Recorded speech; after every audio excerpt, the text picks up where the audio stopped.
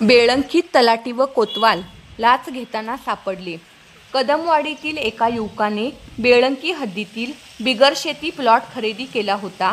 त्या प्लॉटची नोंदणी करण्यासाठी बेळंकी येथील तलाठी विद्यासागर चव्हाण यांच्याकडे रितसर अर्ज केला होता.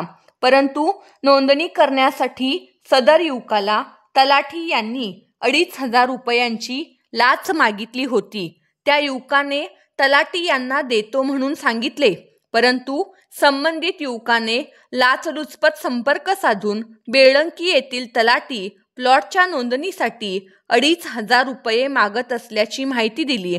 सदर माहिती मिळताच आज दुपारी लाचलुचपत अधिकारी तलाठी विद्यासागर चव्हाण व कोतवाल राजू वाघमारे 2,500 रुपये लाच घेताना रंगेहात पकडले व अधिक चौकशीकरिता दप्तरासह दोघांना सांगलीला घेऊन गेले.